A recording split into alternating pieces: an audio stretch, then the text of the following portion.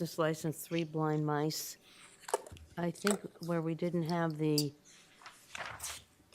application, we discussed it would be at this meeting. Yes. It is. It's going to be this meeting. But it's shown, I think Mary Ann's saying it's shown in the minutes. It should be Oh, okay. stricken from the minutes because Yes. it was, Correct. Thank you didn't take action on it. That's what I thought. Yep. Thank you. Yep. I got you. Yeah. So we have that change. Any others?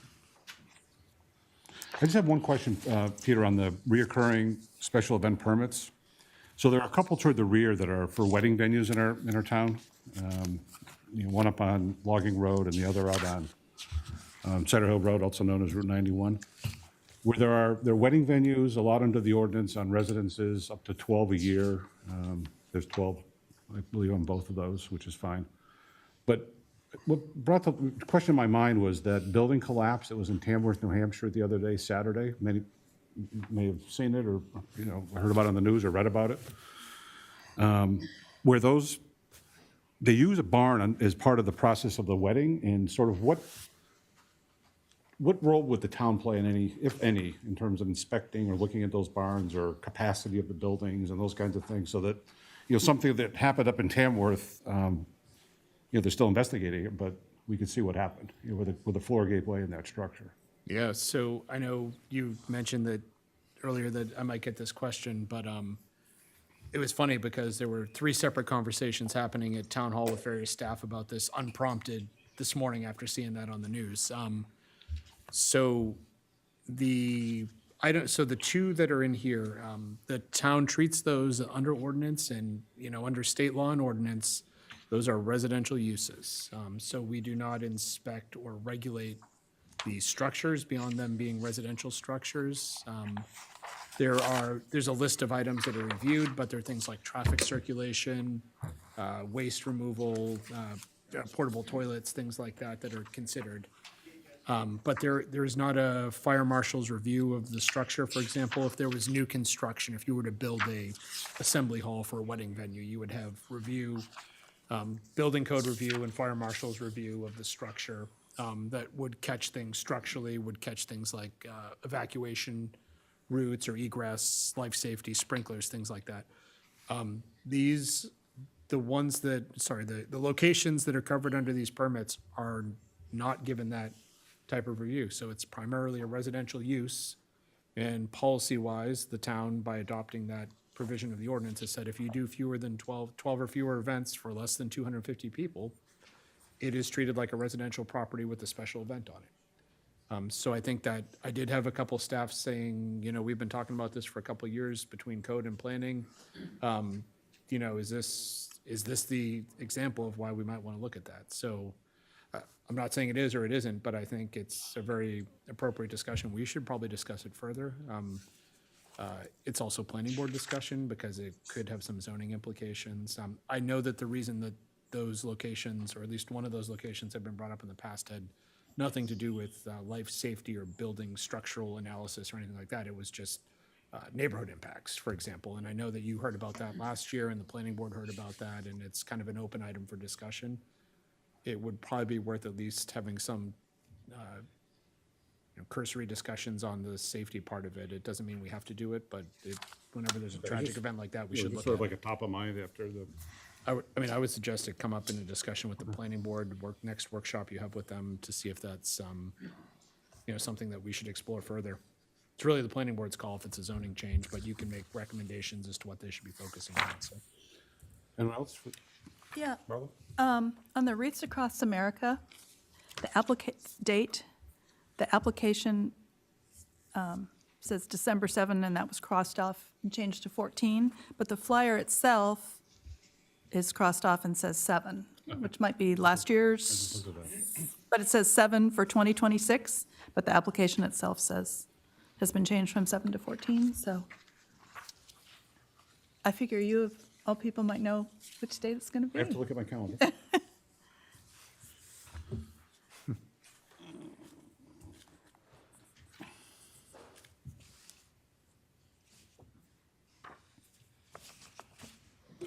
Should be the 7th then? Correct. It's a Monday. 7th. So we need to change make that change on the application then. Okay, thanks. And for these, the out-of-town races that I'm glad to see a lot actually go through our beautiful town, and they bring people in, and it's for a lot of good fundraising for different entities.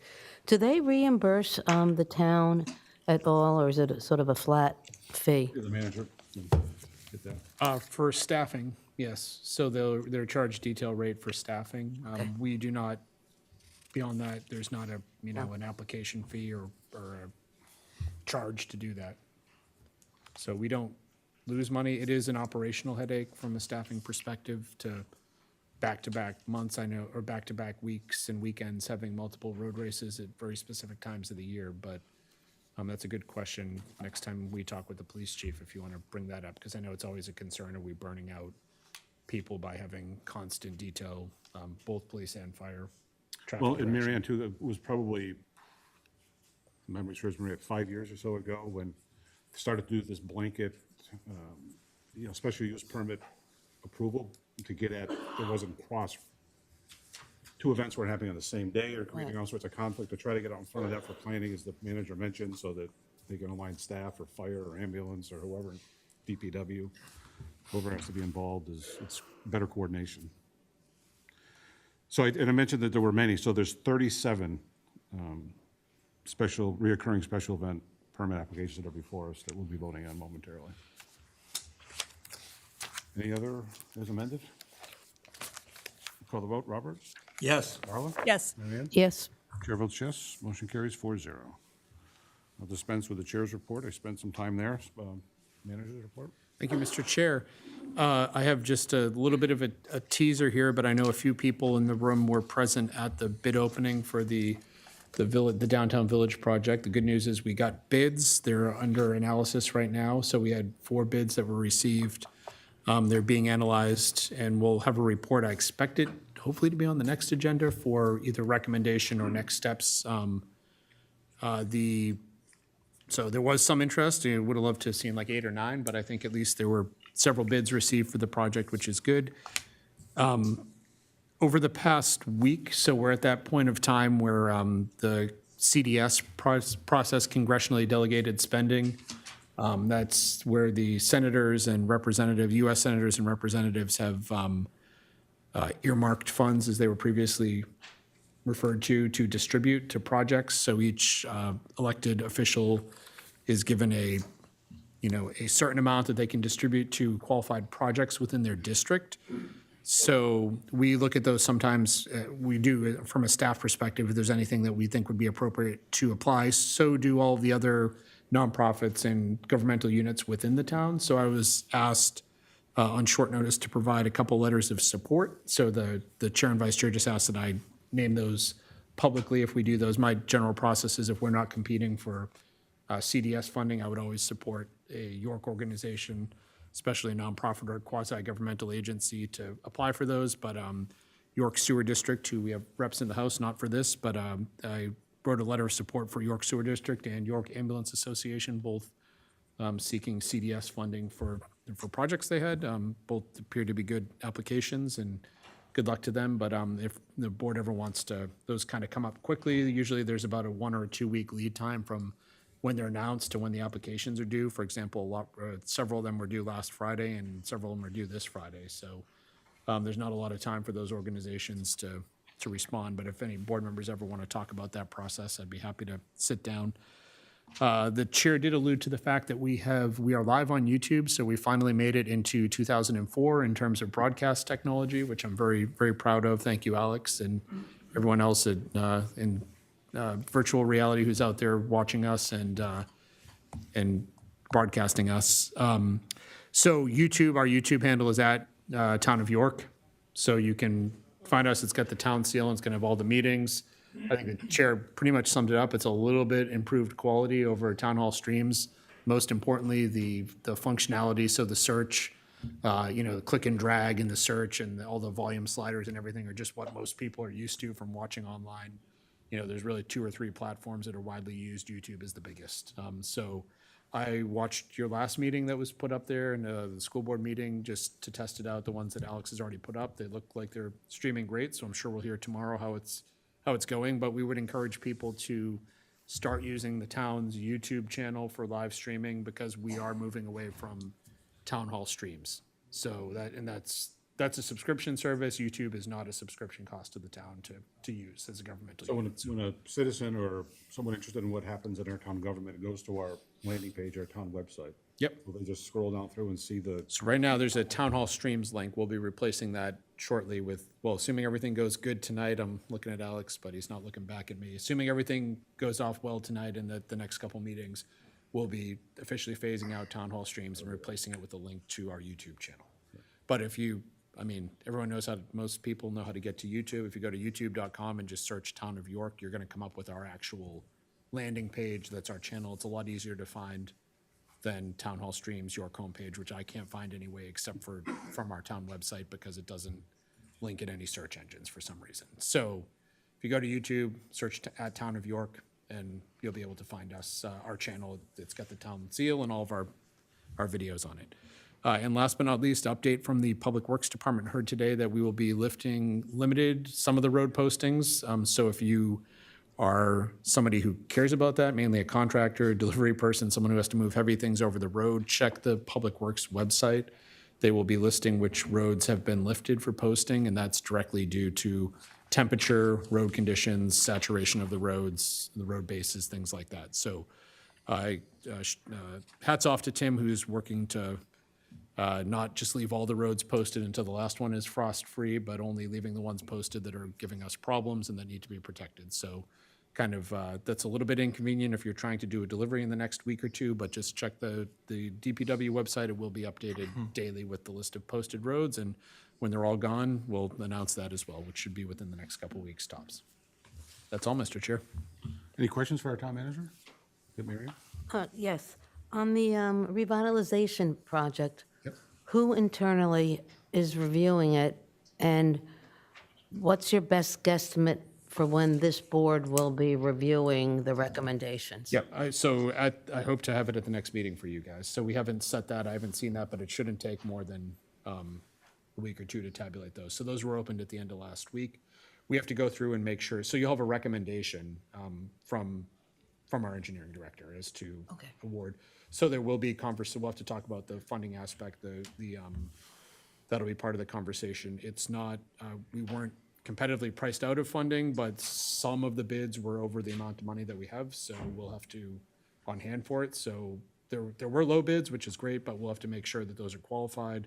We'll have to talk about funding sources. I know that there were multiple appropriations that we'll have to go back and present to the board of where the money would come from, get confirmation from the state. But when I have, regardless of we're ready to award or not, when we have the tabulated with the actual qualified dollar amounts, I can distribute that out to the board and talk about it at the next meeting, even if we're not ready to make an award. Thank you. Yep. Anyone else? Thank you, Peter. Item D is awards. We do not have any awards this evening, which takes us to 8 reports. We have one report from the York Sewer District, and Phil Tucker, Superintendent of York Sewer District, is here with some of his trustees, and I'm sure he will introduce.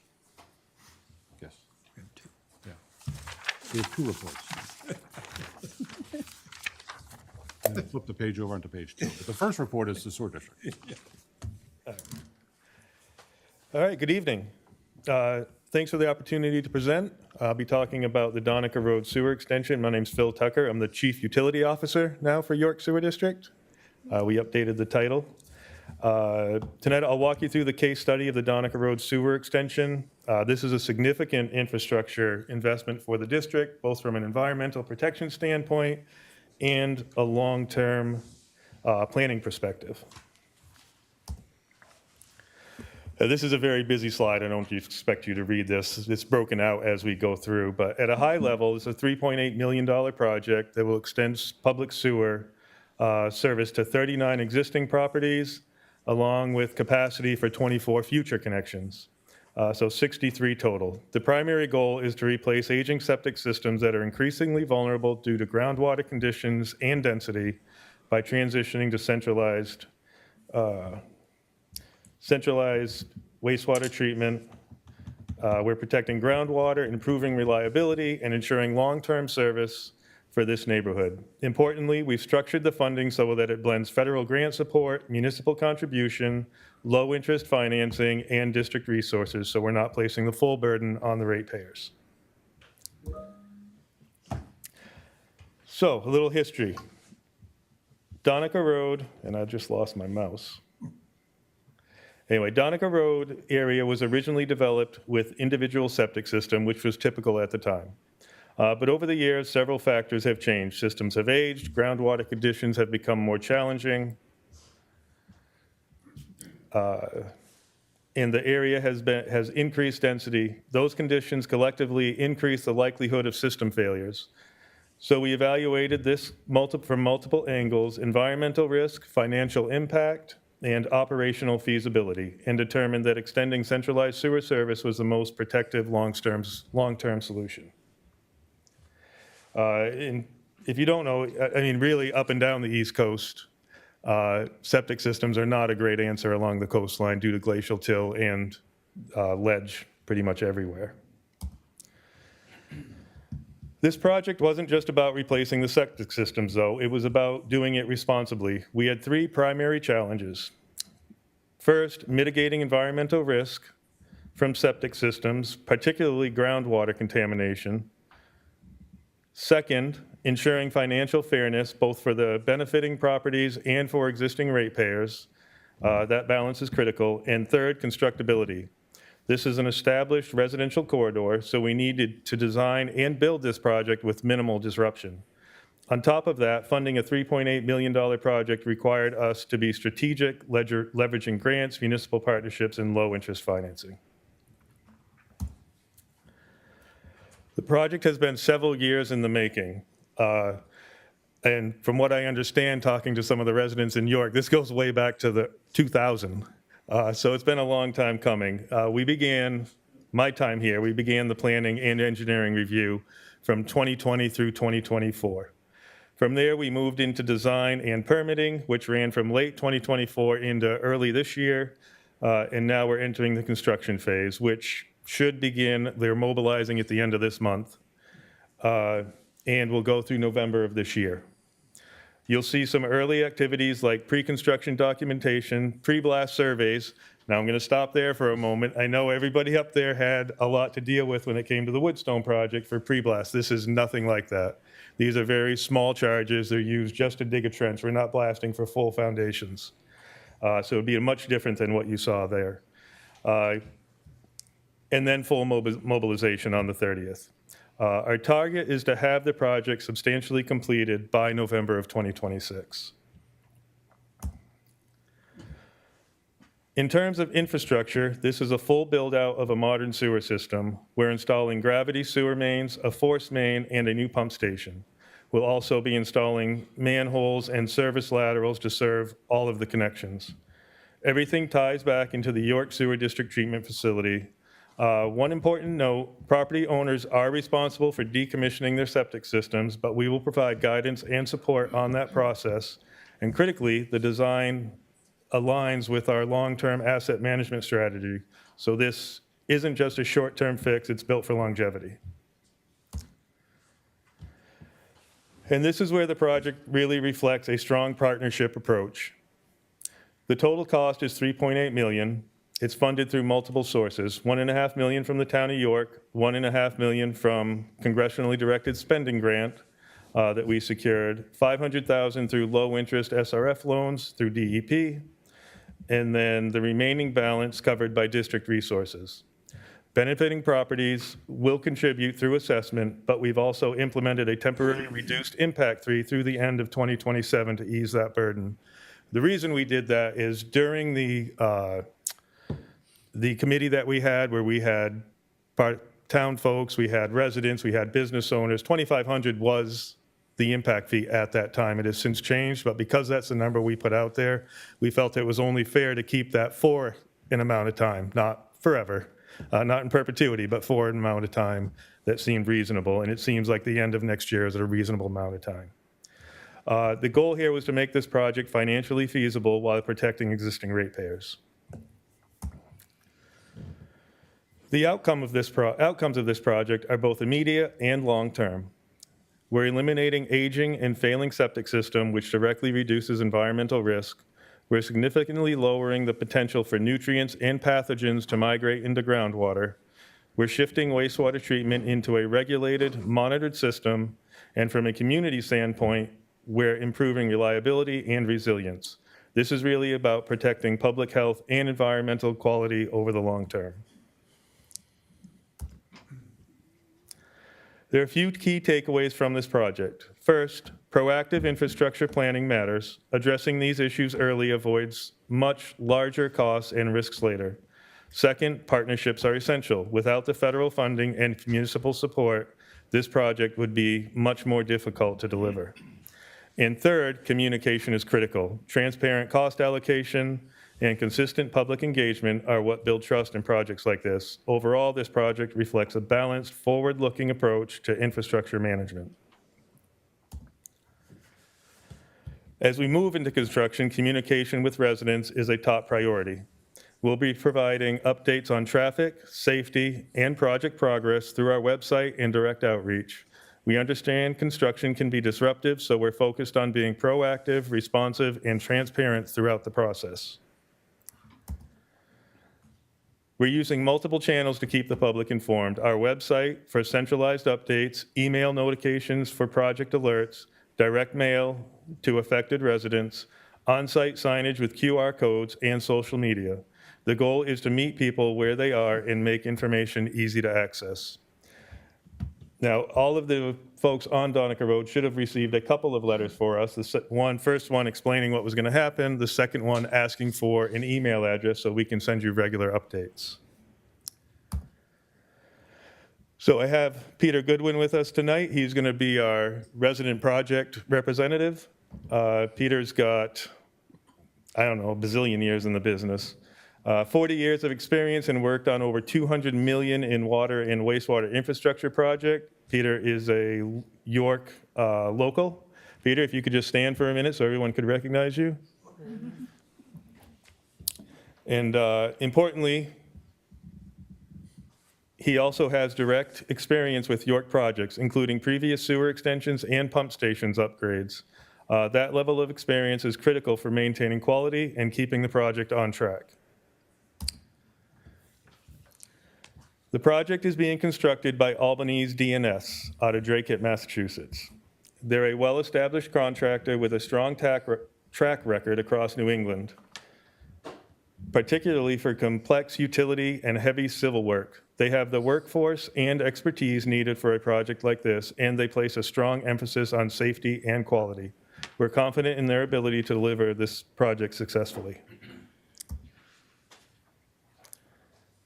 And lastly, I appreciate your time and attention this evening. This project represents an important step forward for the district and for the Donica Road neighborhood, and I'm happy to answer any questions. Do you have any questions for Mr. Tucker? Thank you, Phil. You're welcome. Informative. Thank you, Phil. So I just want to thank you as well, that I understand, and I've been told by many residents up in the neighborhood, as well as business owners, that you paid them a personal visit explaining the project. So that's just terrific. Thank you. You know, the outreach there and the QR code idea, I wrote that down. That seems like a good idea for some of our projects, just an easy way to keep people up to speed. Yes, yeah, and there will be, they should have come today, they didn't, so hopefully they'll be here tomorrow. We'll have a couple of signs out there with the QR codes, as well as we're going to go out with door knockers this week, so people can have access to those QR codes. Great. Well, thank you. Yeah, Peter? Just like to note again, you said it, but I don't know if everyone took note. So you guys agreed, you and your board, I'm assuming it was a board decision, but to keep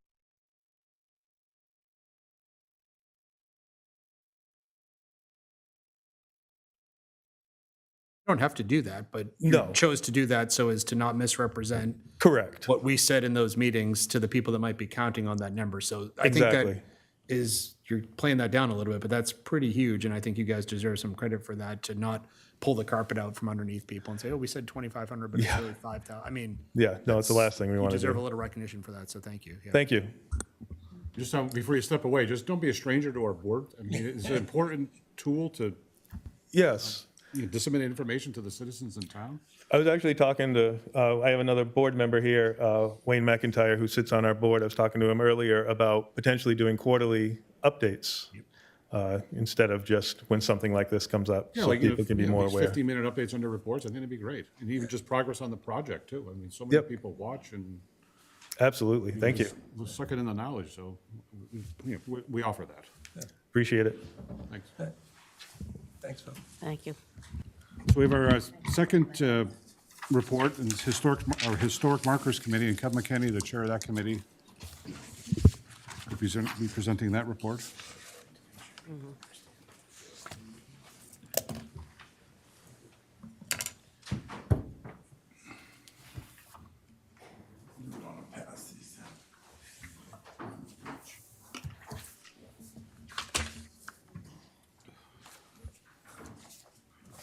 Good evening, board members. I'm Kevin McKinney. I'm the chair of the Historic Markers Committee. I want to update the board on the status of the signs that we've already purchased. They should be here by June. These are the two big historical markers, one for the old jail, one for the new town hall. We've been working with Tim DePirio on placement and this and that. He's been a joy to work for. He's a great asset for the town. He has the town's best interest in heart.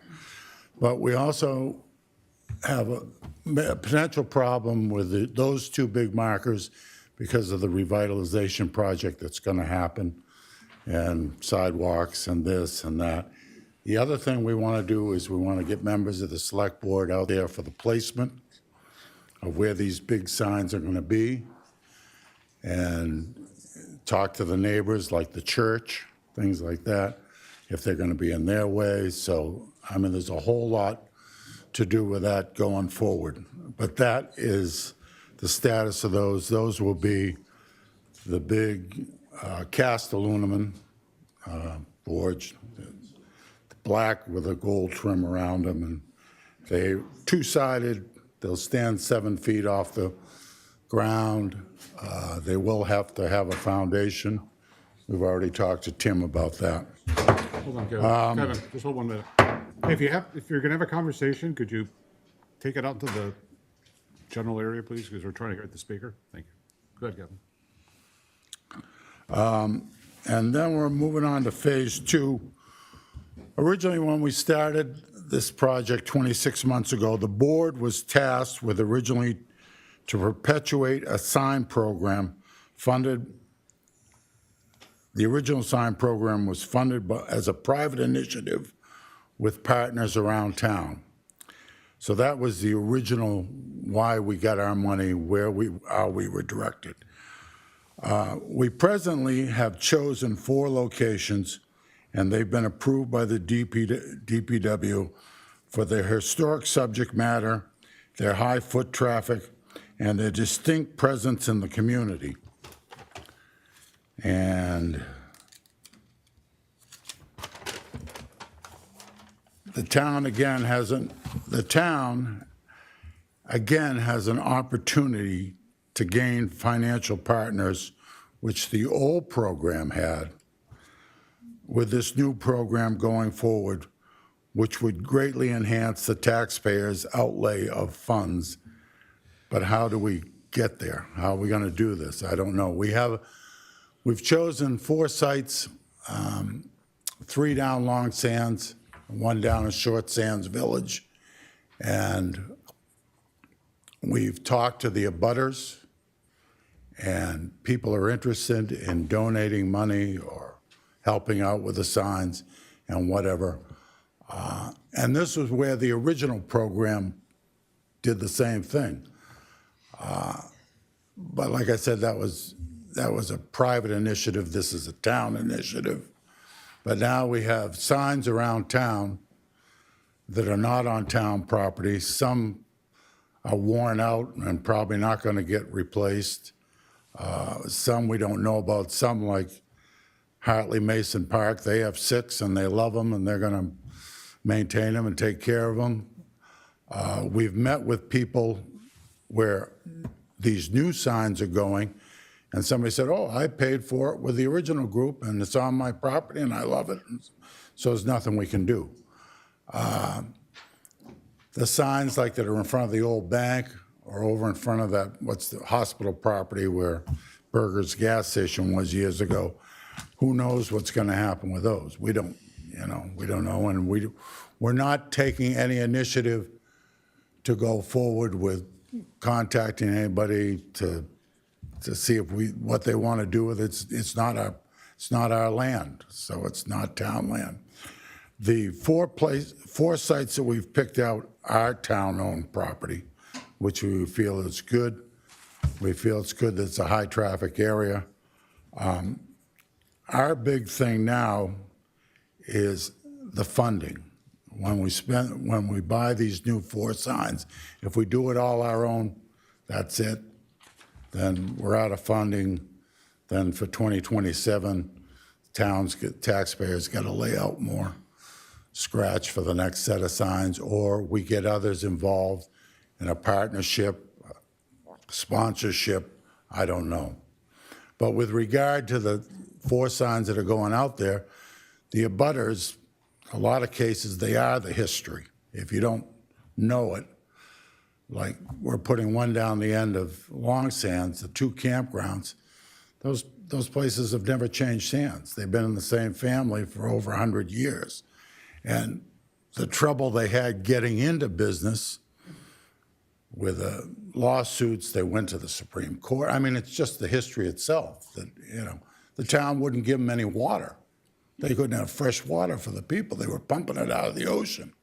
And so, I mean, that's a story in itself right there. So even if we don't sponsor our partnership with them, we're still going to write about them in some form or another. They're part of the history of the town. The other 2 spots we've picked out, those places on 3rd and 4th generation family-owned businesses. What are you going to say? You can talk about the ocean, you can talk about this, but yes, this big property behind us has been in the same family for 75 years, and it's part of the fabric of the community. So that's where we stand with that. We've identified other locations we feel are deserving of signs, like Stedman Woods on the other side of the bridge, which is now a town-owned property. We'd like to do something. We want to talk about the Native Americans, their involvement with the river. It's not a town-owned property yet. Not yet. It's close. We're getting there. We're getting there. I'm sorry if I spilled the beans. Oh, no, it's been talked about for years. You didn't spill any beans. Paperwork. And we've been approached by other people that are interested in the Veterans Committee, doing something for the Civil War, doing something for the old jail, and other things like identifying objects in the town that are out there, like the old cannon that's in front of the jail. I read history every day, and I can tell you very little about that cannon, and I'm sure most of the people here, you don't know how it got there, where it's from, blah, blah, blah, blah. So there's a push for that kind of things and going forward. But anyways, that's all I have tonight. Thank you. Anybody? Any questions? So do you know what this is a representation of what you'd like these new 4 signs to look like?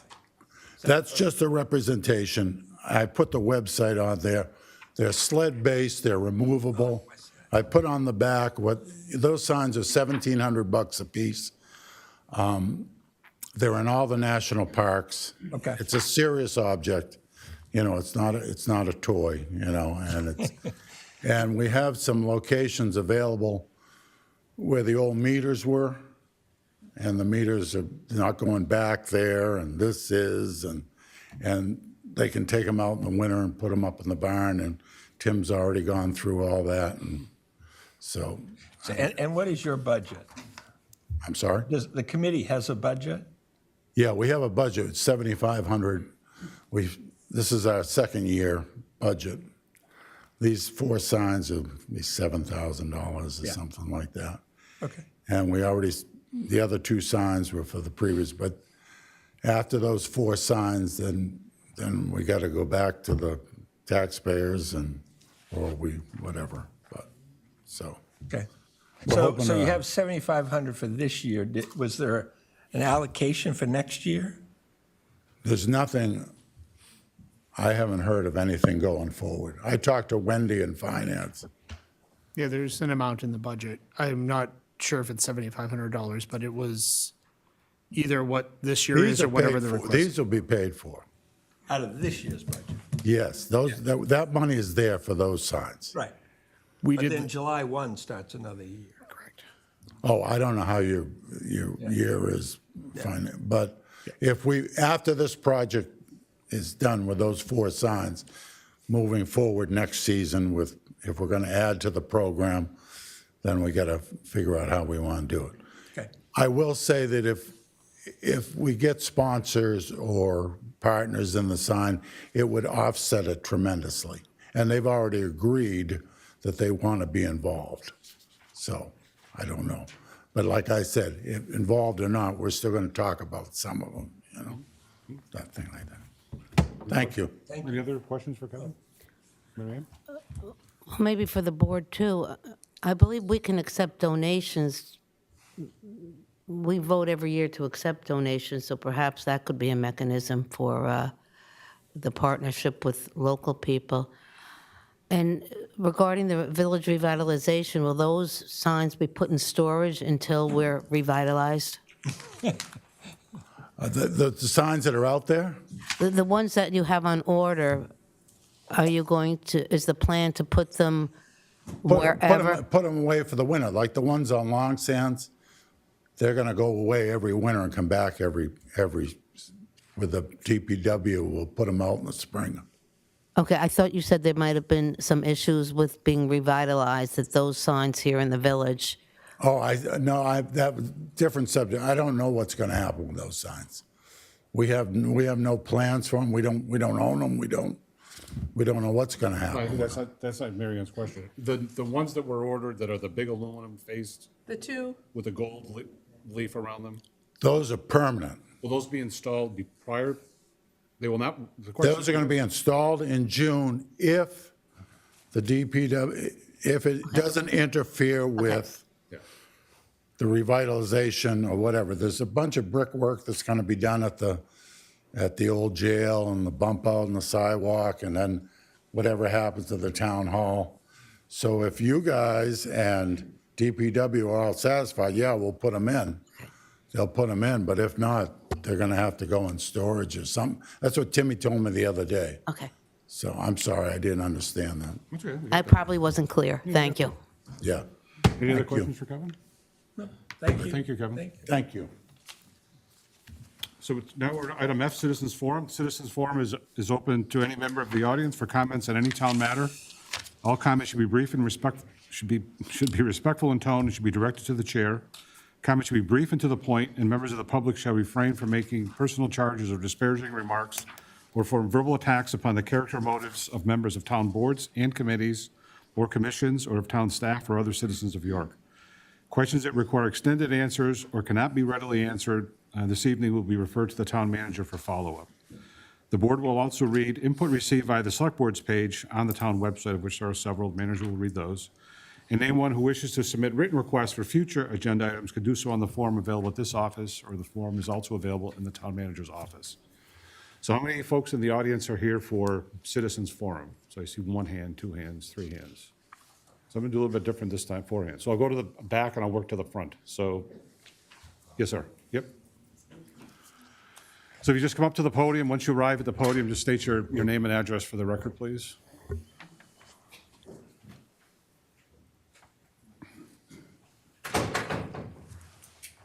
Yes, my name is Peter Driscoll. I'm here as the head of the Board of Governors of the York Harbor Reading Room regarding the parking proposal that you selectmen have put forward. I understand that it's going to begin at 8 o'clock in the morning and go until 10 o'clock at night. So I'll come back to that. I have one problem with that. And secondly, the York Harbor Reading Room, which is on 1A, doesn't have any parking and has no ability to create parking on its property. So we depend on Route 1A. for parking. I'm sympathetic to the fact that I think what the selectmen are trying to do is to minimize the beach parking from mostly out-of-towners who show up at 9 or 10 in the morning and they're there until 4 o'clock or 5 o'clock in the afternoon. And while I'm sympathetic to that, we have a problem in the reading room in that we have senior staff of about 6 people, and we have wait staff that balloons us to about 30. And the cost of us spending $4 per hour just to take care of the staff would be $3,800 for the senior staff and over $30,000 if we had to pay all the servers and wait staff that would park on 1A. I'm prepared, as the president of the reading room, to suggest that at our expense, the reading room's expense, if we could be allowed to create some windshield stickers for the staff that would allow them to park there, we'd be willing to do that. I can assure you that if I generate stickers for the staff, they're going to be permanently affixed to the windshield. They're not going to be transferable. And if you retire from the service, we take this windshield sticker away. The other item is that Portsmouth, New Hampshire has parking restrictions, but they end at 8 o'clock. Boston has parking restrictions, but they end at 6 o'clock. And so I guess I'm questioning why it is that this parking restrictions have to go to 10:15 or 10 o'clock if your intention is to minimize the beach parking that goes on 1A, which, as I said, I'm sympathetic to. Tara, have I missed anything? Thank you. Thank you. Someone else on that same row? Yes, we're together. So you're good? Yep, we're good. Okay, so, I have some questions that, I don't know, depending on your comment. okay, I just don't want to get to a debate with you because people in the audience can't hear what you're saying. They can only hear what I'm saying. So someone else for Citizens Forum, please? Yes. Real quick, Mr. Chair, Bill Olson, 8 Desmond Lane. The section of Long Sands Road to York Street where it meets the ocean, there's that little section that turns into 35 from the sharp turn, I guess it's Ridge, that begins there.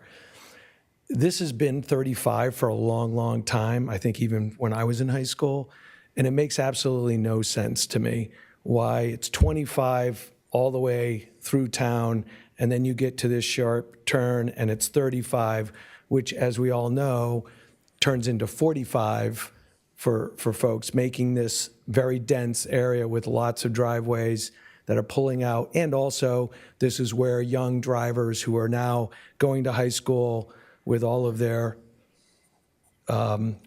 vinegar moving quicker. So it's just a dangerous thing. I walk that road a lot and just seeing increasing speed. I don't know if that is a town-regulated road or if it's a state and how we would even change it to 25 or 30, but that's my request. Overall, I love our police department. I would like to see more speeders getting fined. I still find myself being tailgated because I'm doing 30 and a 25 constantly through town, which is just aggravating. So thank you very much. I appreciate everything you all do. Thank you, and we'll investigate that unless the manager can address that. That's a state road, so it may be state speed regulated. There are methods to address the concern. The state is responsible. So Maine DOT's traffic engineering department is responsible for setting speed limits throughout the state, believe it or not, on all roads, all public roads. There are methods that you can request them to reconsider a posted speed limit, but we do not have, I don't think this is likely in this case, but oftentimes people will say, the speed limit's too fast, it's, my neighborhood, I want them to slow down, and the state can make any choice when they open a section of street for reconsideration. So I've seen where, it was 30 and somebody wanted to go down to 25 and it goes up to 40, for example. Not likely in this case, I'm not trying to, put any fear into you or anything, but we can talk about that more. That would be a policy discussion. We'd look at that. Sure. Yep, of whether we would want the state to reconsider certain areas, we can make that request for you, so. Great. Thank you. Yes, sir. I'm working from the back of the room to the front, sorry, go ahead. Yep, you're it. You're talking to me? Yep. And then there's one more in the front row, and I think we're good. Talking to me. Wayne McIntyre, 36 Ridge Road, right beside your road. The speed limit on Ridge Road was changed at one time, but deemed a slide. So I don't know, is Long Sands a state road? Or is Ridge, this? Well, yeah, state or town doesn't matter, all public roads are set Yeah, by but state of Maine. that's what I heard you say, but Dean changed the speed limit on Ridge Road at one time when he was here. Well, maybe when he worked at. Because I DOT. live on Ridge Road, and my wife's had a little dealings with him, so it was, she questioned the speed limit on it at one time, and he's the one that changed it. So I don't know if the state's changing them or the town's doing it, or if Dean took it upon himself. We can investigate But that. that's, I just wanted to, I wasn't going to speak tonight, but there's been a change in some of the stuff going on here. Okay, well, we'll check that out. Thank you, Mr. McIntyre. So the front row, please. Sorry to point. Yes, sir.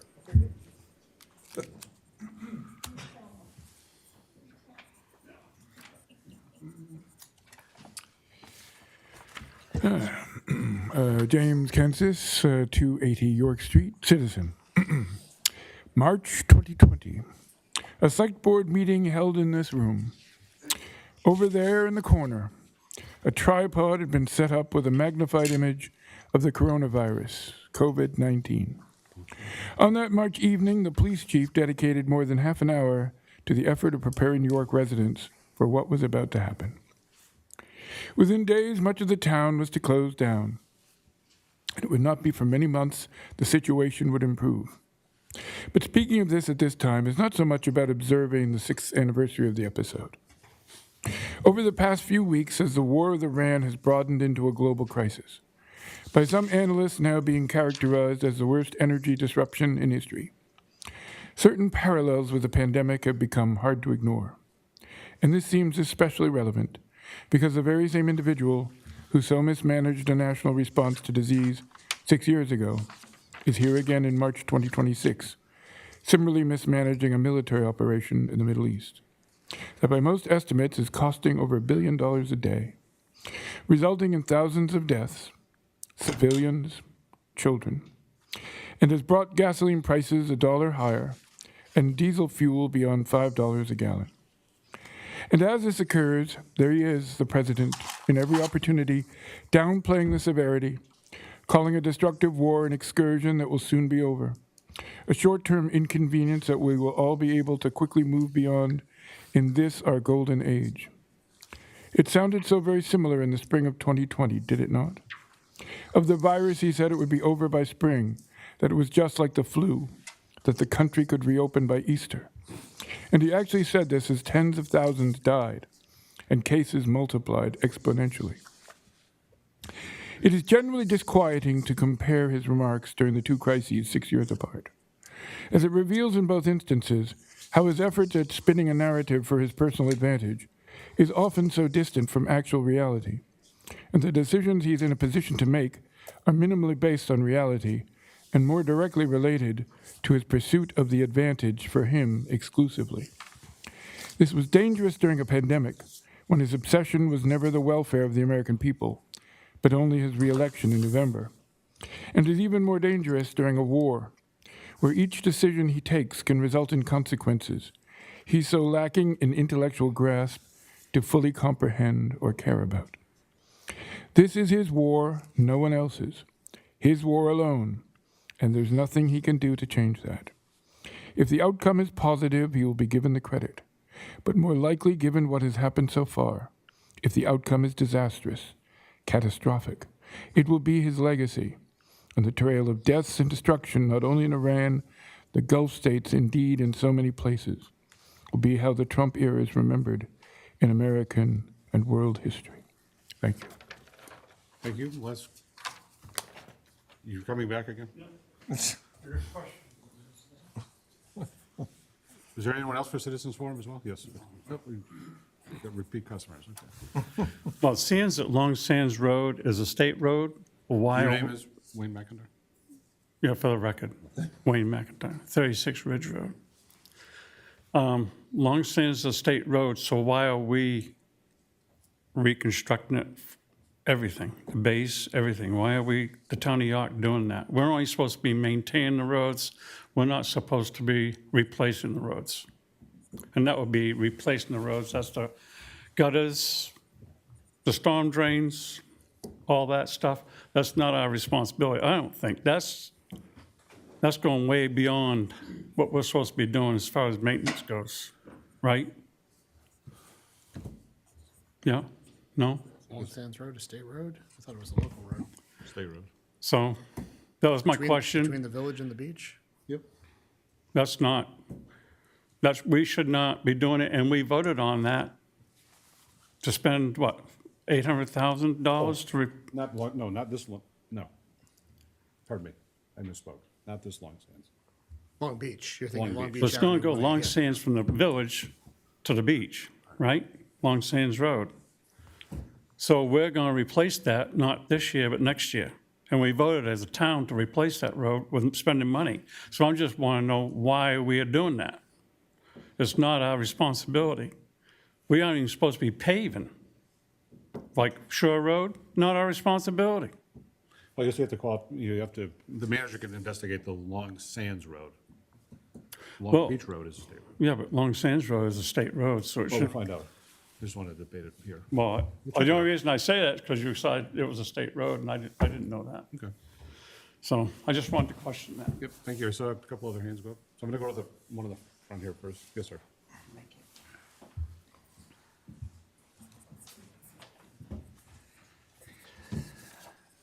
Good evening, Chairman and members of the Select Board. Greg Goslin, York.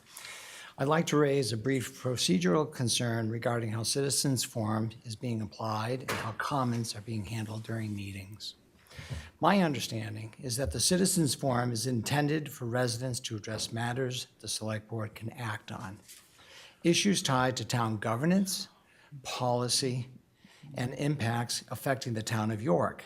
At times, however, comments have focused on broader national politics, political topics, without a clear connection to local action. And I would respectfully ask the board to clarify whether those types of comments fall within the intended scope of this forum. Additionally, during a recent meeting, a speaker serving in a town committee role referenced a specific individual by name and made accusations about that person rather than addressing the issue itself. My understanding is that comments during citizens' forum should be directed to the board and focused on issues, not individuals. In that instance, there was no reminder to redirect the comments, and I asked for clarification on how that standard is intended to be applied consistently. I am not raising these points to challenge anyone's viewpoint, but rather to ask for clarity and consistency so that the citizens' forum remains focused, respectful, and fair for everyone participating. Thank you very much. Thank you. I saw one other hand. Yes.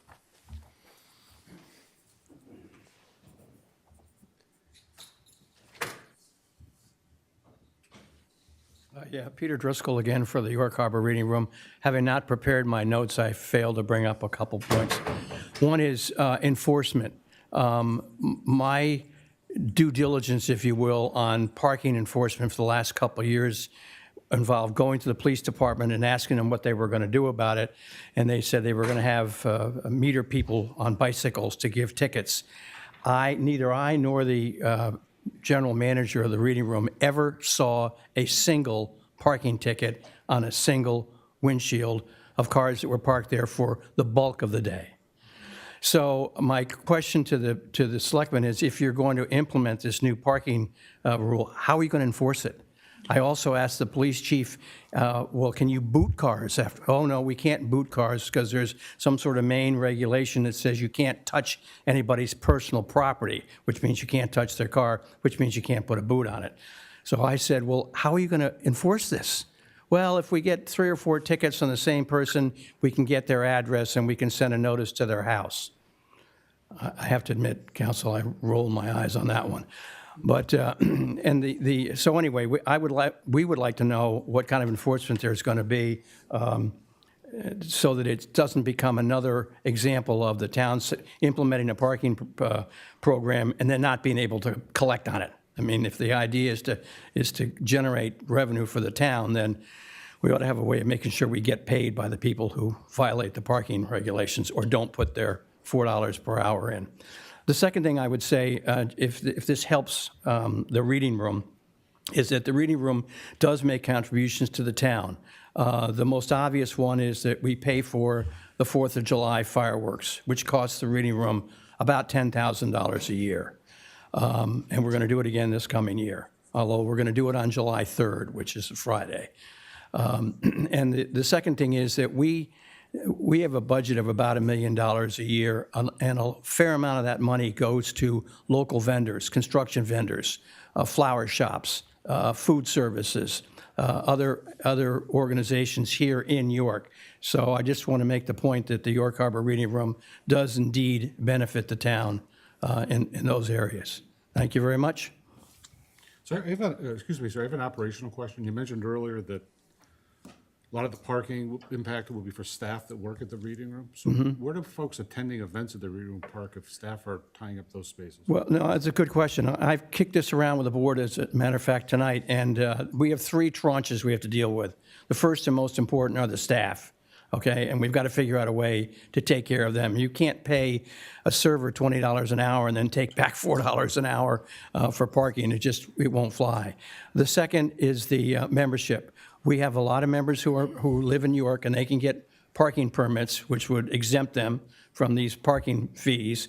But we also have a number of members who live in Kittery, Elliott, Berwick, Kennebunkport, and we inquired whether we could get parking permits for those, and the answer from the police department was no. So again, I go back to the idea, well, maybe if the town will let us, we'll create and pay for parking stickers, and I once again will make sure I put them on the windshields of the cars, and I take them off if they resign from the club or for any other reason leave the club.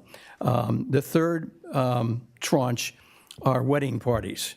We have typically 7 to 10 weddings a year. They're mostly on Saturday nights. Many of them don't begin before 6, which is why I was arguing in my earlier comments, gee, could you make the parking restrictions go from 8 o'clock in the morning till 6 o'clock at night, which gets rid of the beach traffic, but doesn't impact the evening traffic so much. In any case, for the wedding guests, I threw up my hands and said to the board today, I think if you're going to spend the kind of money that they spend for a wedding at the York Harbor Reading Room, or for that matter, the York Harbor Inn or the golf club, you can afford to have a couple trolley buses to get your people from a parking lot to the club, which is what I intend we would do.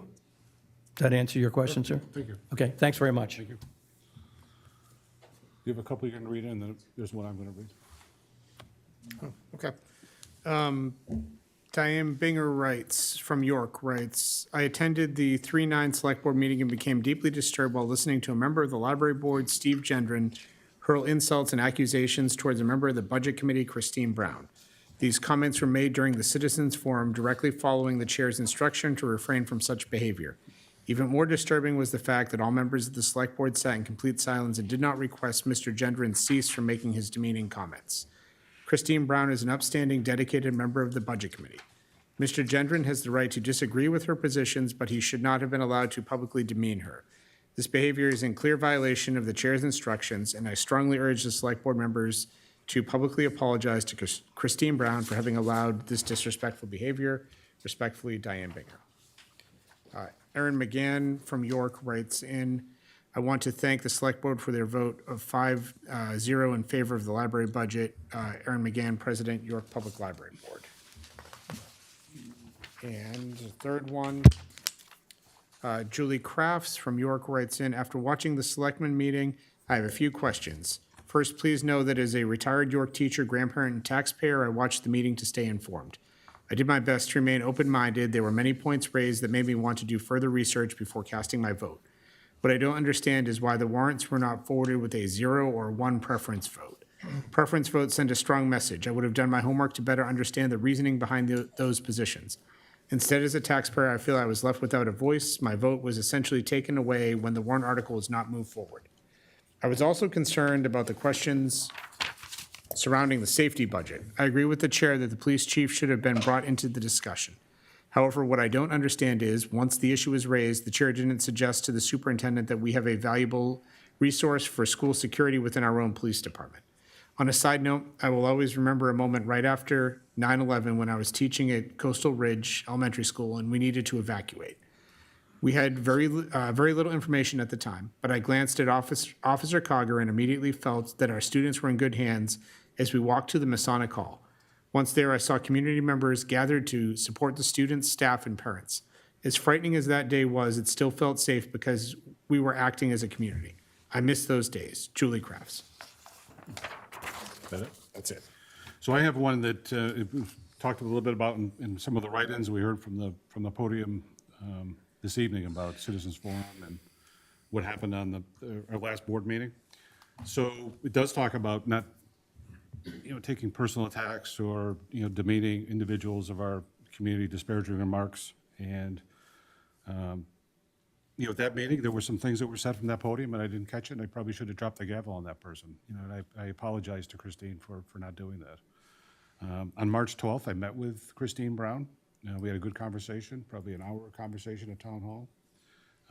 I said the same thing to her at that meeting. We've had some email exchanges since then. She did write a letter in to the board back on March 10th, so it would have been the day after that, our board meeting.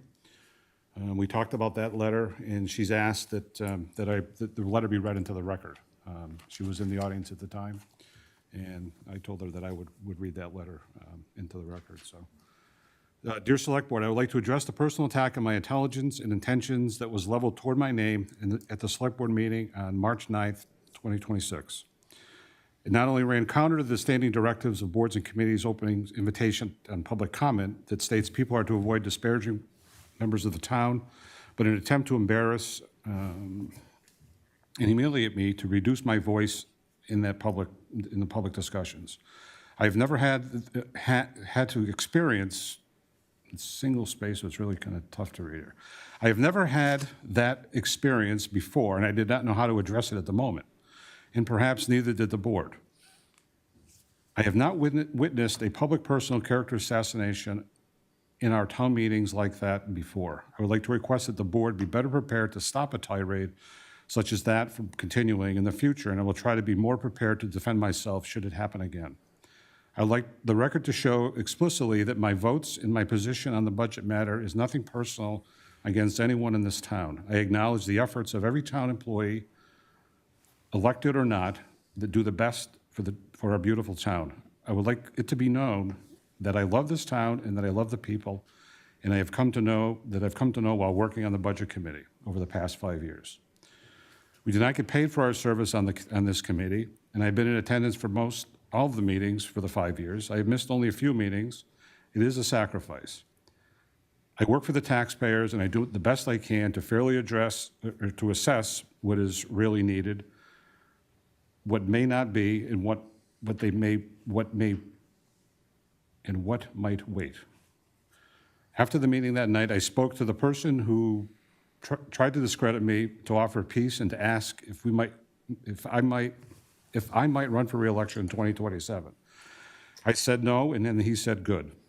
But I want to make it be known that I have not yet fully decided on that.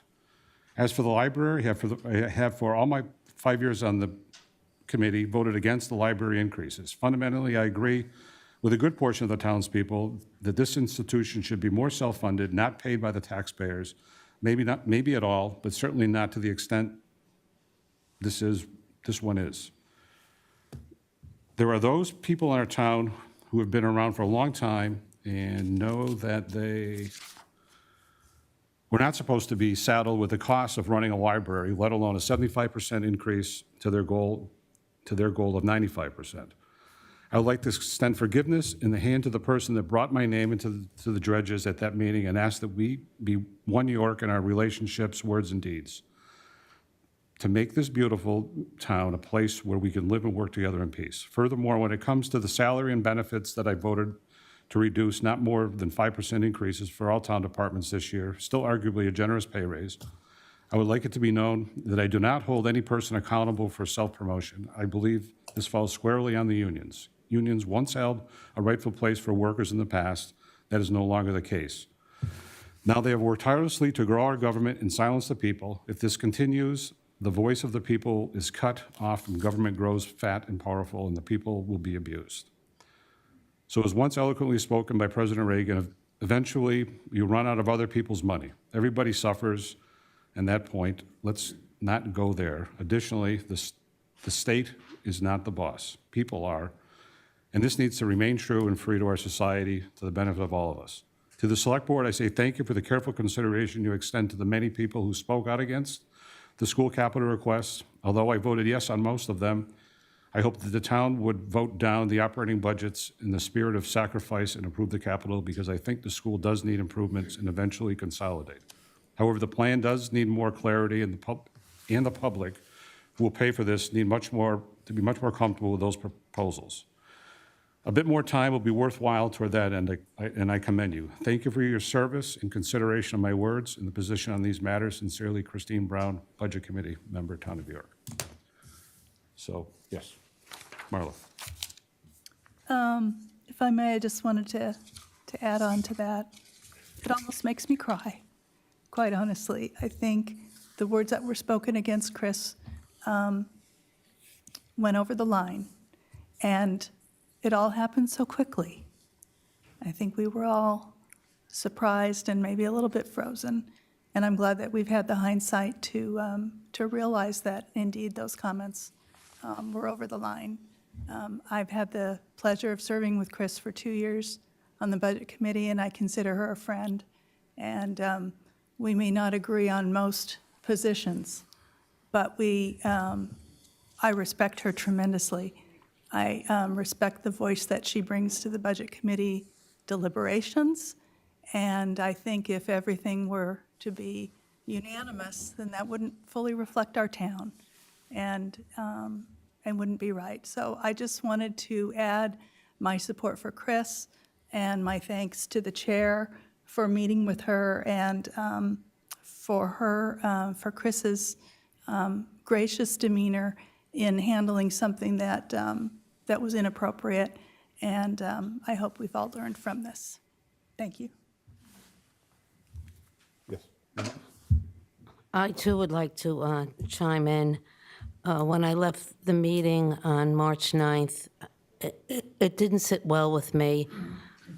I felt like I was caught off guard with the speaker's comments also. And I went home and I churned about it and let my spouse know that there was an instance at the meeting that I think somebody went over the line. And before before Ms. Brown and Ms.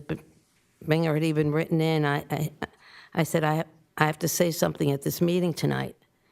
And I'm wish it didn't happen. I'm very pleased to hear what the chair, how you handled it, because I really didn't know how the chair was going to handle the comments.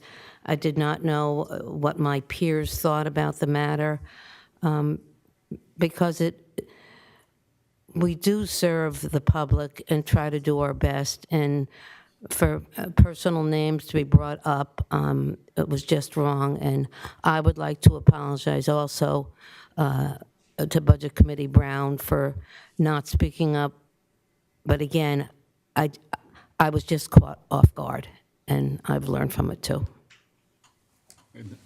Robert? Yeah, I guess I would echo what everyone has said. I thank the chair for meeting with Chris. And I was caught off guard, I guess, as well, and did email her and apologize for not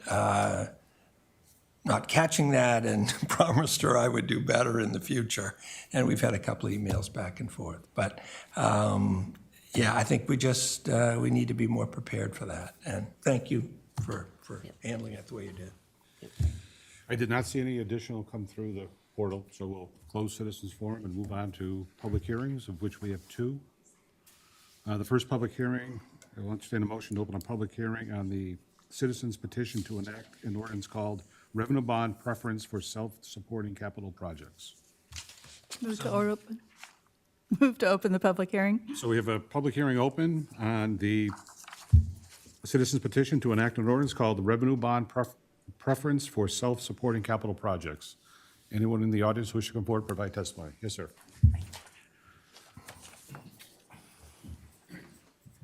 Good evening again. Mr. Chairman, members of the Select Board, my name is Greg Goslin, and I'm here tonight as the petitioner of the proposed ordinance titled Revenue Bond Preference for Self-Supporting Capital Projects. First, I want to acknowledge something up front. The town of York has a long history of responsibly using general obligation bonds to fund important projects. That approach has worked, and nothing in this ordinance is intended to replace or to diminish that. What this proposal does is it adds a second, more targeted financial tool, one that better aligns how we fund certain types of projects with who actually benefits from them. The core idea in this ordinance creates a simple distinction. Needs, essential infrastructure, safety, and compliance projects continue to be funded through traditional municipal bonds. Wants, projects that enhance quality of life but are not required, when feasible, should be funded through renewable bonds or revenue bonds, meaning they are paid for by the users of the facility, not the general taxpayer. As outlined in the ordinance, these revenue bonds are self-supporting, backed by user fees, rentals, or other project-generated income, not property taxes. Why this matters is this is fundamentally about taxpayer protection and financial discipline. When a project has the ability to generate revenue, this ordinance asks a simple question. Should the entire town carry the cost, or should the users of that facility contribute directly to it? A good example is the previously proposed $50 million recreation center. That project highlighted a concern shared by many residents. It was not a required municipal function. It had potential revenue streams, yet it was being considered for full taxpayer-backed debt. This ordinance provides a framework to evaluate those types of projects differently going forward. Stronger decision-making is important. This ordinance does not mandate revenue bonds in all cases. Instead, it requires a feasibility analysis, a debt service coverage test of 1.25 times, and a sensitivity analysis under the reduced revenue scenarios. And if a project cannot support itself, the bond can still choose general obligation bonds with full transparency, including the projected tax impact. What this is and what this is not, this is a policy framework, a decision-making tool, a way to reduce long-term pressure. This is not a restriction on the board, a rejection of past practices, or a barrier to important projects. In closing, at its core, this ordinance is about aligning financial responsibility with usage and giving the board a structured way to evaluate projects in a more sustainable, transparent manner. It ensures that when projects can pay for themselves, they should. And when they cannot, the public will clearly understand the cost. I respectfully ask for the support in moving this forward to the voters. This isn't about stopping projects, it's about funding them smarter. Thank you for your time, thank you for your consideration. Thank you. Is there anyone else wish to come forward to provide testimony on the petition on revenue bonds? Seeing none, we'll close that public hearing. Is there a motion to open a second public hearing, or a public hearing rather, on Three Blind Mice, formerly known as Sweet Spot of the Cape Natick Country Club? Your turn. So moved. Second. So we have a motion to open the public hearing on the Three Blind Mice. It's a new name, formerly known as the Sweet Spot at the Cape Natick Country Club. Anyone wish to come forward? It's their beverage restaurant. So we'll close that public hearing. which takes us down to endorsements. H, we have one, a business license for Three Blind Mice. Mr. Chair, I move to approve the following licenses: Three Blind Mice, formerly The Sweet Spot, all subject to taxes, fees, and inspections being current and compliant with the usual noise stipulations. Do you have a second? Second. Motion by Marla, second by Robert. Any discussion? Hearing none, I'll call the vote. Robert? Yes. Marla? Yes. Mary Ann? Yes. Chair votes yes. Motion carries 4-0. Item I, we have two. So the first, old business, traffic safety ordinance.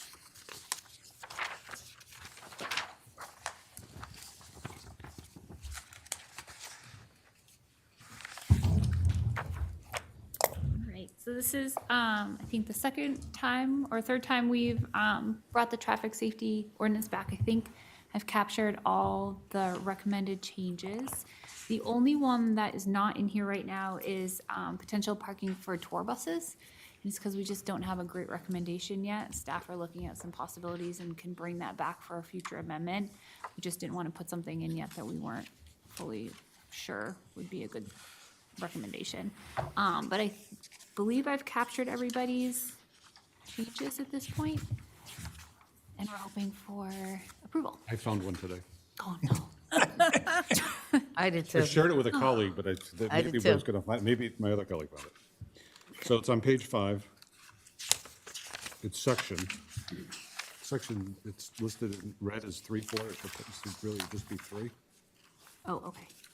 I don't know if that's Mary Ann, if you found that one too, or I different. did, no. Different. Come on. No, 4 needs to be crossed Okay. out. You're saying 4 needs to be struck 3? Right. Yep, it's 13, not 4, 1, 3, 4. Yeah.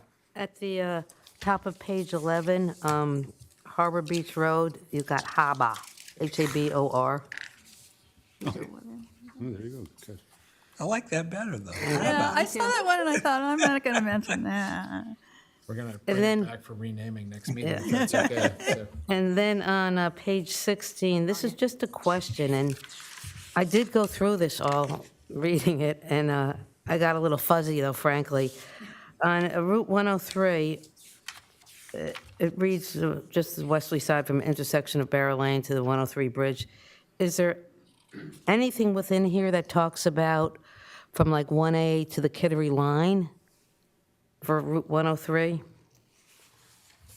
Like, I know it's called Lilac Lane in that little snippet. But that's all and so I was thinking, there must be something there unless it's assumed. Is something in here on Lilac Lane. Now, where? but, so your question is, do we address from the bridge outbound to the? To the Kittery town line. Officer Ernowine talked about, Yeah, hold on, go ahead. Because Mr. this Chair. is, this is a list of no parkings, right? Right, Right, so if it's not on there, it would be, it could park. yep. Yeah. So I'm trying to find the, And then when you're looking at that on page 17, under Varro Lane, the third bullet down, it says EESTRLY. I think that's supposed to be westerly, but I'm not sure whether it's easterly, but I think westerly. oh, yeah.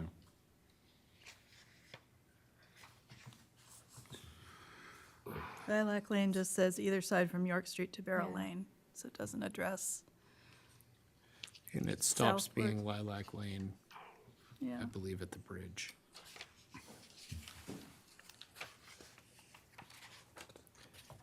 Actually, I think it stops being Lilac Lane before the bridge going outbound. Okay.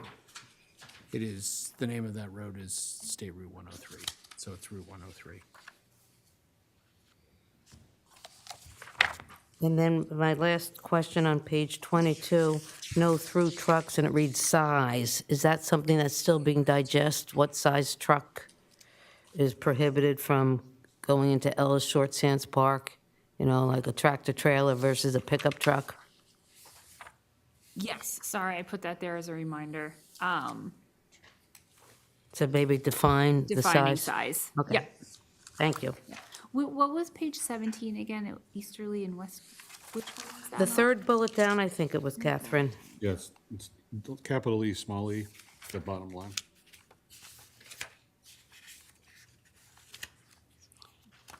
On which one? Vera Lane. Vera Lane.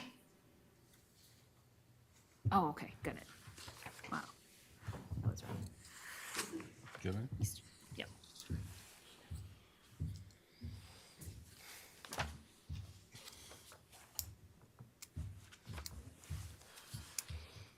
And this was a question too for the board, page 25, trolley stops. I thought at one point we had a trolley stop in Short Sands, but it doesn't look like there is one. I thought it was like across the street from the Sands Motel, right around there. And lastly, at the top of page 24, Railroad Avenue, it reads Animal Kingdom parking lot area. I think it's now called York's Wild Kingdom. It used to be Animal Forest Park, but I think it's York's Wild Kingdom.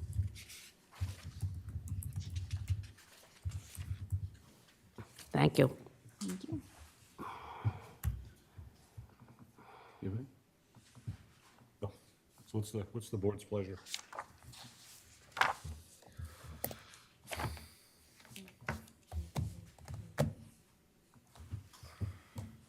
Can we approve it as amended, but we still need the truck sizes? Or The changes that came up tonight? Yep. Yep. Yeah, Yep. I wrote that, actually wrote that down. Right. Because Catherine's captured all of them. Yep, and I'll confirm with Lieutenant Ernewine on the size of the vehicle that's prohibited. We had some concerns and requests from the reading room management tonight. Seems like we have talked about this already several times. Maybe this becomes a trial year, and I was thinking about staff for all of the businesses in the Short Sands Village area. And in Algonquin and other places like that. Staff parking is a challenge. That's a lot. I'm not sure that I'm interested in taking out that many spots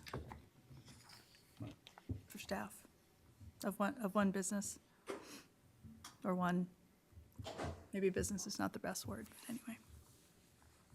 And I think history was, the reason it was 2-hour parking was so there'd be a turnover for the businesses, whether it's the reading room or the ones where down near Harbor Hair and Rochelo, the corner of Harbor Beach Road towards Simpson and Barrel. So that was the history on the short term. It definitely will impact. I think what he said is true, though. I'm not sure we enforced all the 2 hours. Maybe it was initially when it was done for the first few years, but I'm not sure that's been enforced for a while. So people would go there and park for long stretches of time. I mean, now, $4 an hour, there'll probably be more turnover than there has been lately. Yeah. And I know No enforcement.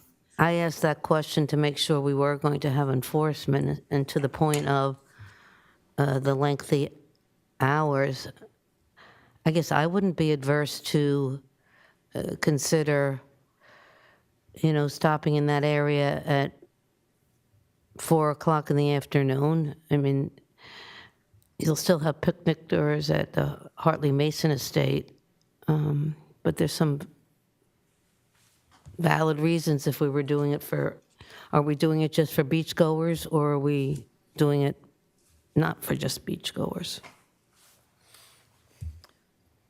We're implementing this paid parking in other areas, not just that stretch, correct? We've been talking about this so long, it's becoming a bit of a blur. Right.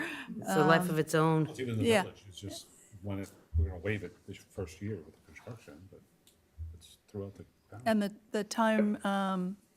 the time period in the Short Sands and Long Beach areas is till 10 PM? It's Yeah. consistent, yep, across the board. Seems we should be consistent. Well, Mr. Chair, I move to approve the amended traffic safety ordinance, including the amendments discussed tonight. dated March 23, 2026. Second. Motion by Marla to approve the traffic safety ordinance as amended this evening, and seconded by Robert. Any additional discussion? Call the vote. Robert? Yes. Marla? Yes. Mary Ann? Yes. Chair votes yes. Motion carries 4-0. Thank you. Okay, next item, old business 2 is 99 Freeman Street.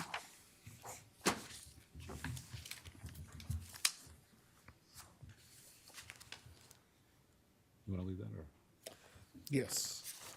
So the board heard from, excuse me, sorry to make you jump there. So the board met with the town realtor earlier today. Town realtor had received, summarized to the board and reviewed 9 offers on the property. To summarize for everyone watching from home, when a tax foreclosure happens, one of the approved methods of disposal of property is to sell property either through use of a realtor or through auction or sealed bid. So in the state of Maine, one of those methods can be used. So the board had previously decided to list that property for sale. The board heard from our realtor several offers that had been received. The board does not need to sell the property, but has the option to sell the property. Since that time, or since our last meeting, we have actually heard from the previous owner. The previous owner had previously asked the board to extend a redemption period of time to redeem properties that have been foreclosed on. The town customarily has a 6-month redemption period following foreclosure. It's going closer to a year at this point, or maybe even slightly past that. But the board did vote previously, a few meetings ago, to extend a redemption offer to the previous owner. The previous owner was able to redeem 1 of 4 properties, but not the 99 Freeman property that had been foreclosed. Since that time, the board talked with the former owner and agent at a previous meeting, and the board said no promises, but if we have some indication that, at least what I heard and some to the board, and I think the board nodded ahead, if we have some indication that there are actually funds in hand to redeem the property, we would consider a redemption request. The previous owner did bring to the town 2 certified checks totaling roughly the amount that will be due, or the amount that will be due as of tomorrow. So in order to get, it may not be on the exact date that it's redeemed, but there are funds in hand that the town is holding that could be used to satisfy the current past due amount with the statutory amounts rolled into that. So the board has a choice, I guess, can take one of several actions, can redeem the property to the former owner, even though not required by your policy, can offer the property for sale, or can accept an offer that had been made for sale because it is well past the period for redemption. And to clarify for the public and those watching from home, that some may think that's severe. Under Maine state law, the town has no motivation to sell the property other than to collect past due tax amounts. Any amount above and beyond the past due amount that is collected is returned to the previous owner under state law. So both of those options net the town roughly $87,000 plus or minus, depending on the date an actual deal is done that is owed to the town. Is that enough summary for discussion purposes? Okay. Thank you. So what would the board like to do? Robert? So I think that, I mean, I shouldn't say we, but I'll say we anyway. We usually like to err on the side of making sure that we give property back, that, if we possibly can. This has been really, this is different. It's been strung out so long. We've given dates, and then they haven't been met. So, but I guess my thought is to try to, as much as possible, give property back. So I would like to do that. There's been such a difficulty with this that I really would like to know that the check's clear They are written in such a way that it would be just helpful to know that the checks are good and they're clear. And also, I think we need to update our costs because this has gone on so long. There are costs we've incurred that I think need to be reimbursed. So the number that we have right now will probably be a little higher. So my sense would be, not to prolong this any more than we have to, but that we wait until our next meeting to know the checks have cleared, to come up with a number that updates our costs and can communicate that to the previous owner and hopefully resolve all this on our next meeting. So the next meeting would be the 13th of April. Yeah. Marion? I'm comfortable with that. This has taken a life of its own, and for whatever reason, and I also would like to be assured that the funds will clear and we can put the matter to bed. I'm not a fan of taking one's property, but due to the fact that I was a tax collector for 40 years, I understand people need to pony up in order for the town to function. But I would agree with Robert that to do what you've done, put the checks in the bank. I also would want to see additional fees for what our town staff has put in and the town realtor, and come to some agreement with the representative of the property. So I would agree with that. I agree as well.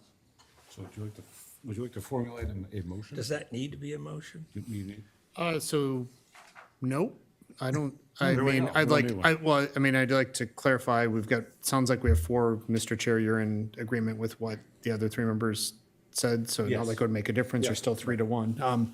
But, okay, so we have checks in hand, we will cash those. We had not cashed those because that would imply that you are going to redeem the property. It sounds like that's the road you're going down. We'll cash those, assuming they clear. They are cashier's checks. However, the bank tells us they need to be deposited for up to 14 days. Make sure that the amount clears.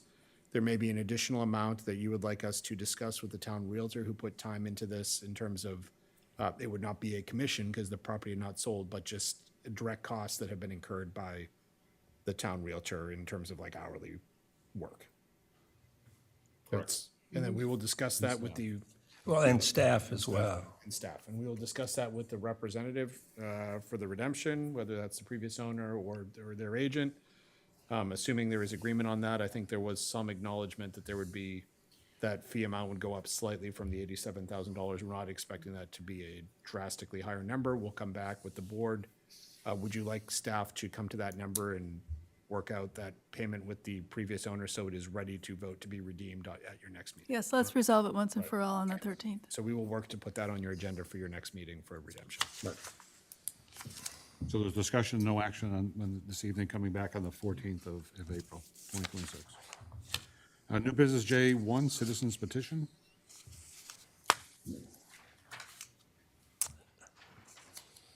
Mr. Chairman, I move to call a special general referendum on November 3rd, 2026, for the consideration of the citizens petition ordinance titled Revenue Bond Preference for Self-Supporting Capital Projects.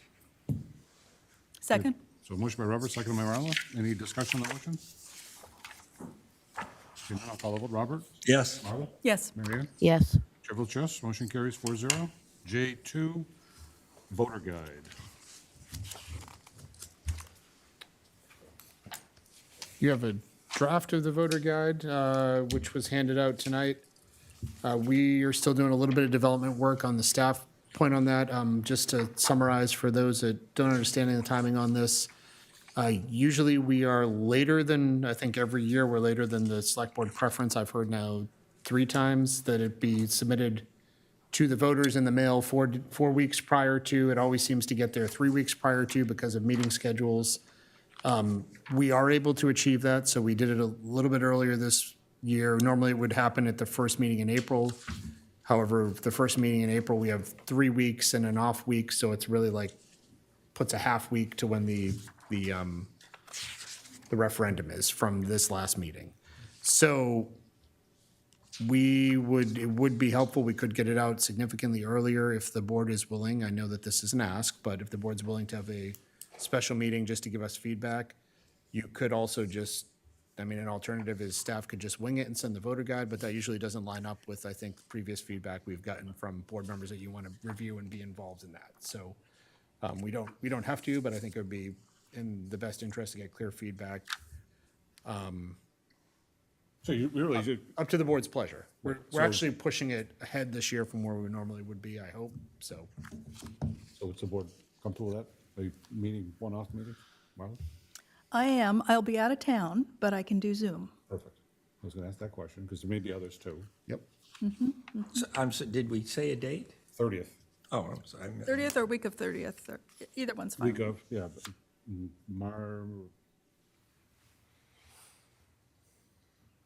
Yeah, I I could, can reach out to Marilyn, see if she will, she'll respond possibly, but, so that you're gone the entire week, Marla, that week? Yes. I'm here. I'm just looking at the calendar here. I'm here that week, that's not a problem. yeah, the 30th is fine. And that week, is that 30 or 31, is that any? Yeah, towards the end of the week, like the second and third aren't so good. So 30 or 31? I'm going to be a year older on the 3rd. so. Yeah, that'll give us, start if we do myself it, There you go. if we have a final version on Monday or Tuesday, we calculated that would probably put us closer to 5 weeks advanced if we drop it the next day to the printer, so. So you want to try to do 30, does that work? And then I'll reach out to Marilyn and see if she'll, can respond and. Yeah, and we can do timing, we're flexible on timing where there's no real substantive matter, we could do a remote meeting. And it'll be Zoom, so there's no public comment, or it'll just be this topic discussed, but We people can could, watch. we could and post it at the town hall conference room if you want. I mean, I don't expect there to be, public's welcome to watch and Right, come, but there's not gonna be significant back and forth, I would think, based just some deliberation and workshopping, so. So it looks like the 30th, we'll nail that down tomorrow, Wednesday, the latest, and we'll be good. Would the board be willing to do it a little earlier than 7? So Yes. like 5 o'clock or something? Is that, no? How's that work for you? A couple hours earlier out there, but. Oh, 2 in the afternoon is just fine. That's good? Better than 7 in the morning, no. Yeah, Yes, absolutely. I think I have an afternoon commitment, but 5 o'clock should be good. But I'll let you know. I'll let Yeah, you let me know, know. and then I'll check with Marilyn. Yeah. So date So to the- be, sorry. No, the date is the 30th. Okay. Time to be determined, public can I'm check. just it'll going be to check with posted. Marilyn to make sure it's okay with her, and then I'll let everybody know. And then 5 o'clock, we're trying to shoot for, and I'll check with Marilyn on that. I have a question for Catherine. So this first draft you've given us is basically the warrant plus statement of fact for each item? So statement of fact is the new, Yep. okay. Yes, And then and the do you preference anticipate votes. giving us another draft before the 30th? Or shall we cogitate over this one? You'll probably have another one before the 30th, because that's my interpretation of the statement of facts, and I'm guessing they're going to be tweaked by So- someone Well, down then there. you at and the I end. should communicate in terms of, Yep. Yeah, and Yeah, I can, if you I want. can hold my comments until the board meeting too, because I'm not worth as much as these guys in the grand scheme of things. Well, I think so. if we can get one to you by Thursday, would that be enough time to review it for Monday? Yeah, so one question though is about, let's see, the, I'm flying Wednesday. But I can look at it on a screen? Can you do it Wednesday? No, Get it to you Can before you get Wednesday. can you get a hard copy Wednesday, or no? Is that, no, I fly Wednesday. oh, so- you leave Wednesday? Oh, okay. Yeah, so.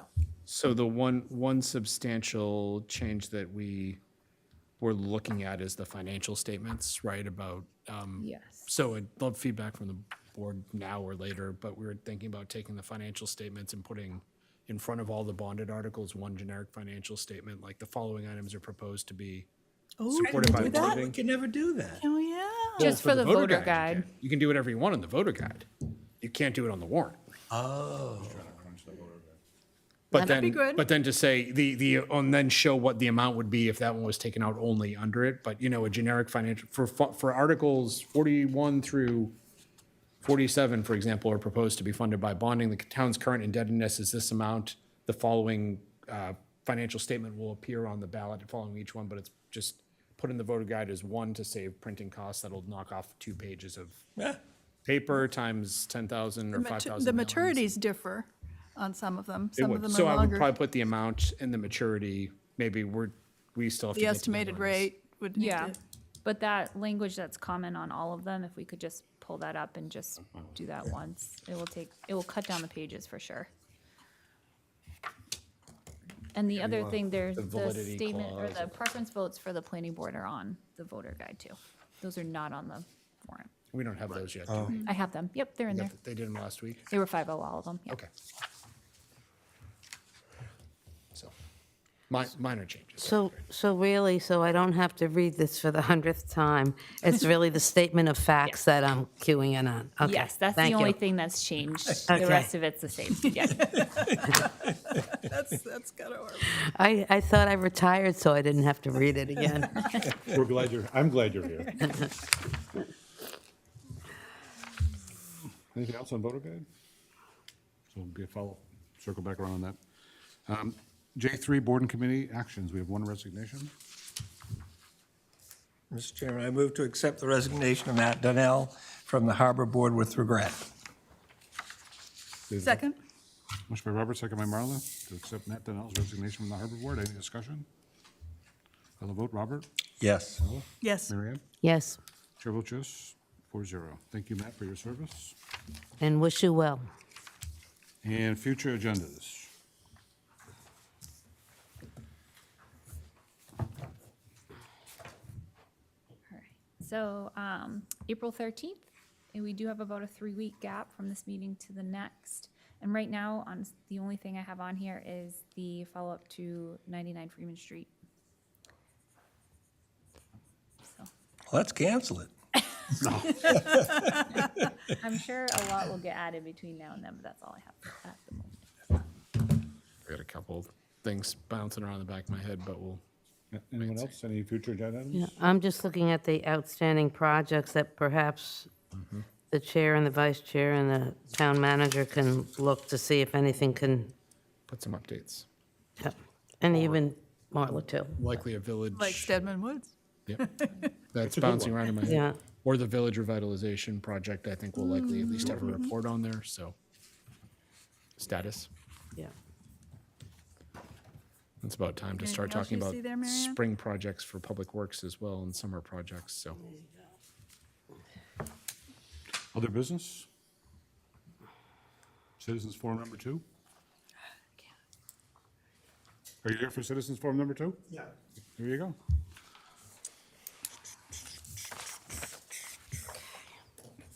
Nice. Hi, my name is Bill Goodwin. I live in Winsome Farm Lane. Like you board members, I was shocked at the last meeting with the comments directed from the library representative to Chris Brown. And I appreciate your board response here tonight. And I especially appreciate some of the extra effort that a few of you have made in regards to Chris. So thank you. Thank you. Anyone else, Citizens Forum? I think we have one more citizen. Saying no, shaking head. Nothing came in through the portal. Is there a motion to adjourn? So moved. So meeting adjourned at 8:51 PM.